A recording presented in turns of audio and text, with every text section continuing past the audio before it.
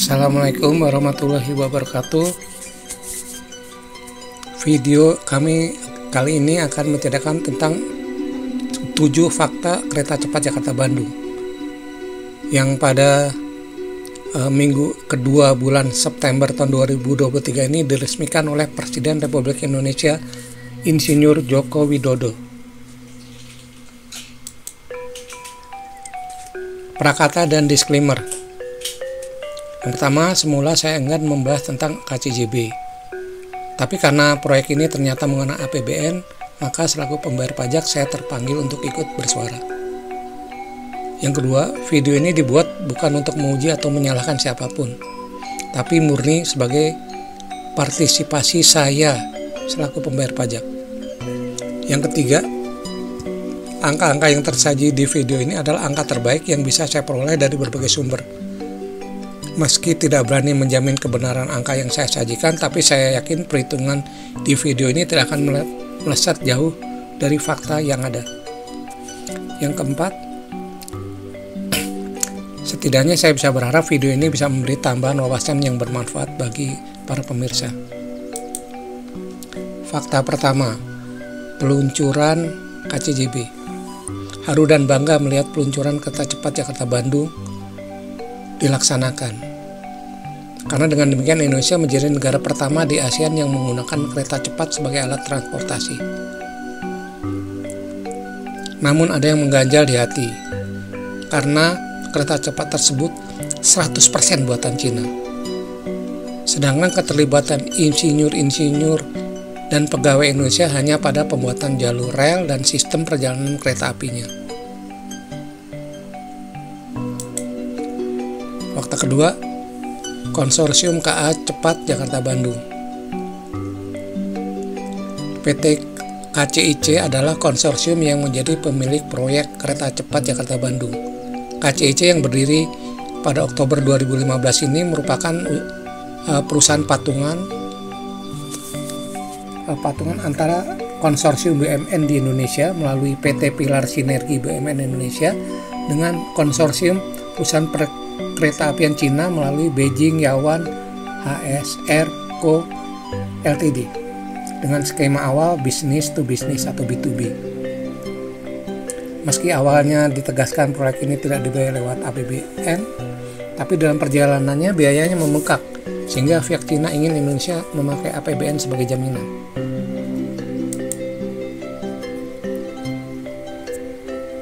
Fakta ketiga, pemerintah Jepang melalui JICA memberi penawaran pembuatan KCJB dengan biaya 6,2 miliar US dollar atau 94 triliun. Jepang juga memberikan pinjaman lunak yang bunganya hanya 0,1% per tahun. Selain itu, Jepang juga sudah menggelontorkan biaya studi kelayakan sebesar 3,5 juta US dollar atau 52,5 miliar. Yang kedua, lalu pemerintah Cina muncul belakangan dengan menawarkan biaya yang lebih murah, yaitu 5,5 miliar US dollar atau 82,5 triliun. Itu lebih murah sekitar 13,5 triliun dari yang ditawarkan oleh Jepang. Tapi Cina berjanji memberikan bunga pinjaman yang besarnya 2% per tahun. Ini jauh lebih tinggi daripada yang ditawarkan oleh Jepang yang hanya 0,1%. Pada akhirnya pemerintah RI memilih Cina sebagai partner untuk membuat kereta cepat Jakarta-Bandung dengan pertimbangan harga yang ditawarkan oleh Cina lebih murah. Selain itu, Cina juga tidak meminta jaminan APBN, sementara Jepang meminta jaminan APBN.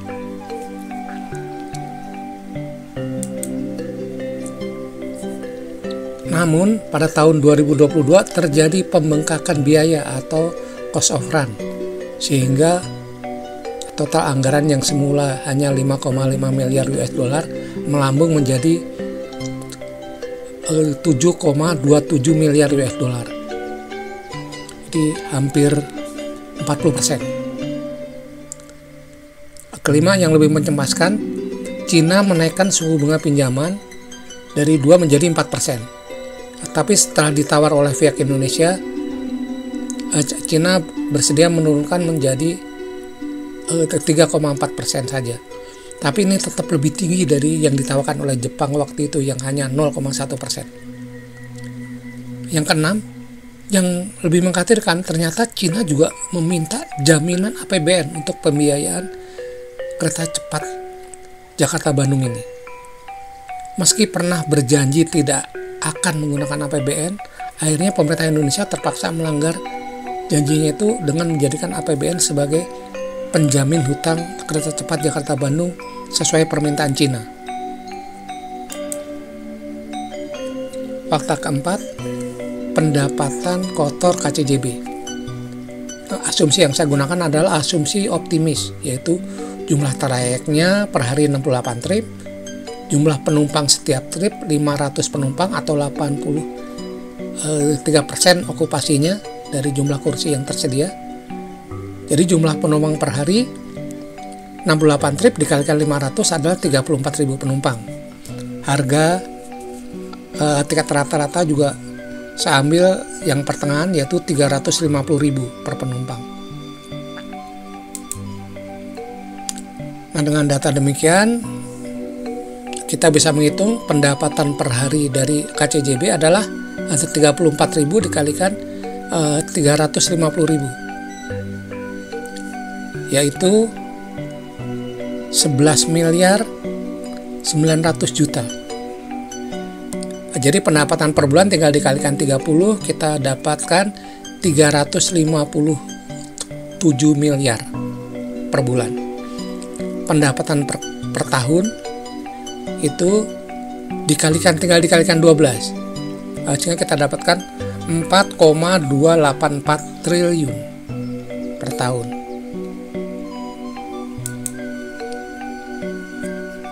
Nah, lalu pendapatan setelah 5 tahun, tinggal kita kalikan 50, kita mendapatkan 214,2 triliun. Lalu pendapatan 80 tahun kita peroleh 342,72 triliun. Nah, mengapa saya menghitung sampai 80 tahun? Karena memang perjanjian kerjasama yang ini berlangsung sampai 80 tahun. Jadi KCIC menjadi operator kereta cepat Jakarta-Bandung itu selama 80 tahun. Setelah itu baru diserahkan pada Indonesia. Nah, lalu fakta kelima, kapan break even point kereta cepat Jakarta-Bandung ini tercapai? Jawabannya adalah tercapai jika akumulasi keuntungannya sudah lebih besar atau sama dengan modal dari KCJB. Nah, modal KCJB ini adalah 109 triliun, yaitu dari 7,27 miliar US dollar sebagai modal yang telah kita sebutkan tadi. Nah, sedangkan untuk menghitung akumulasi keuntungan KCJB, saya mengambil contoh dari hitungan PT KAI atau PT Kereta Api Indonesia tahun 2022. Nah, ini bisa dilihat sendiri, maka kita lihat ke persentase keuntungan PT KAI itu adalah sekitar 6,9% dari pendapatannya.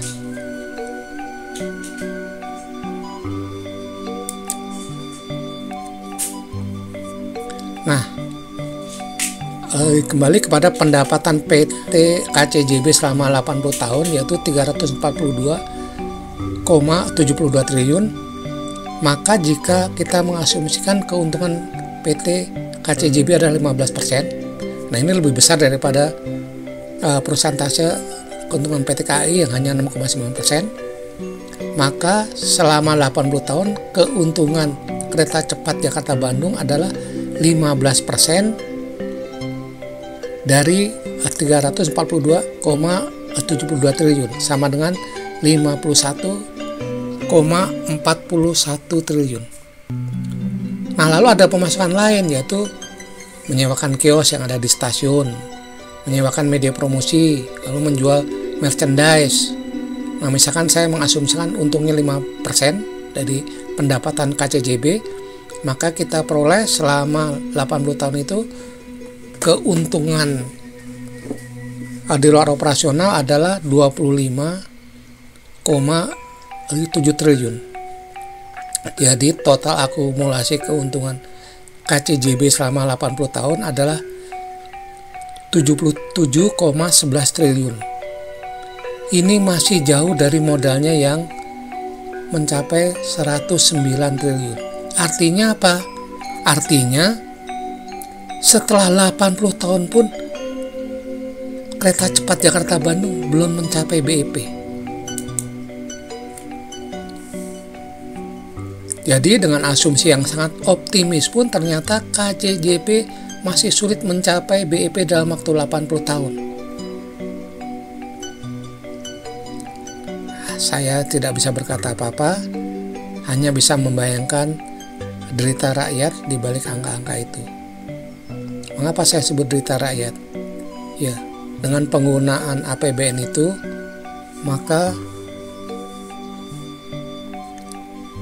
keuangan itu juga merupakan keuangan dalam arti kata utang itu juga merupakan beban rakyat.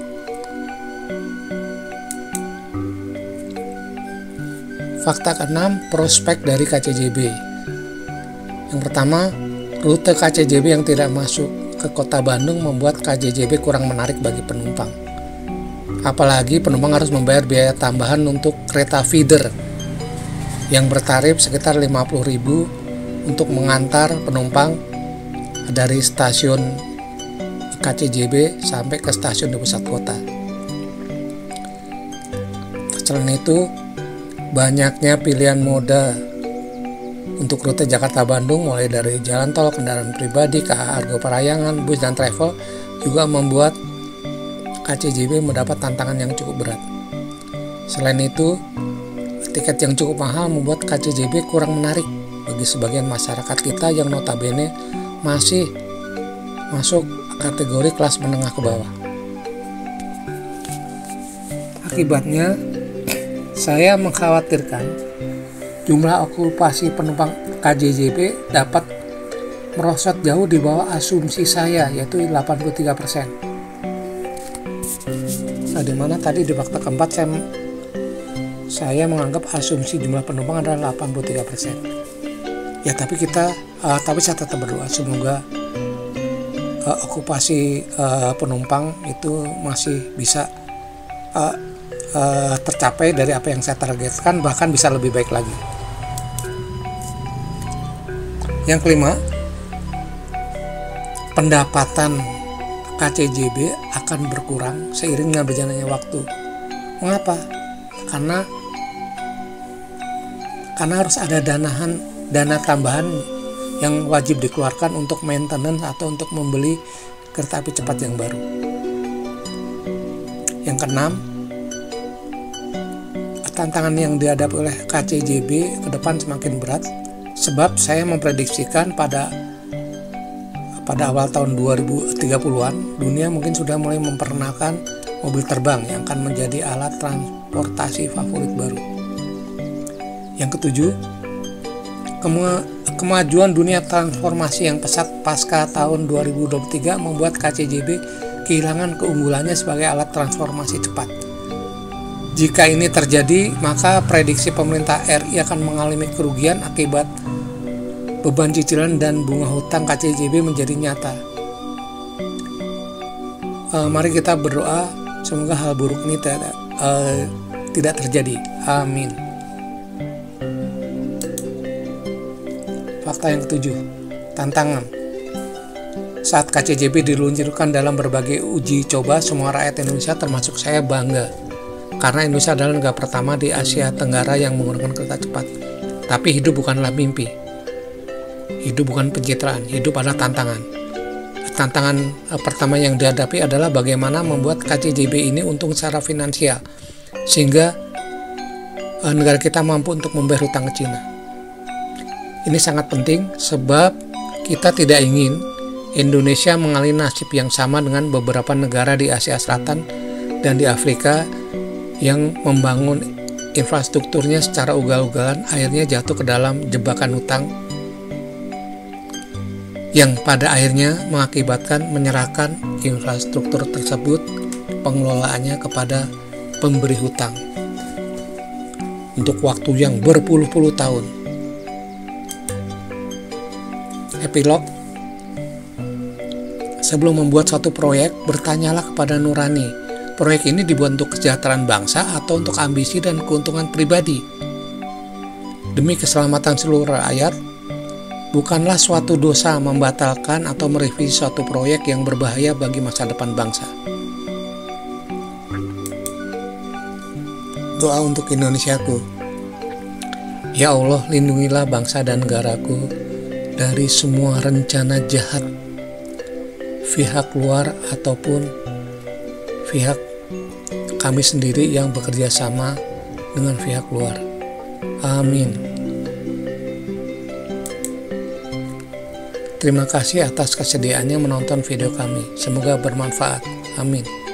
Hormat kami, Wildaiman Firdaus. Akhirul kata, wassalamualaikum warahmatullahi wabarakatuh.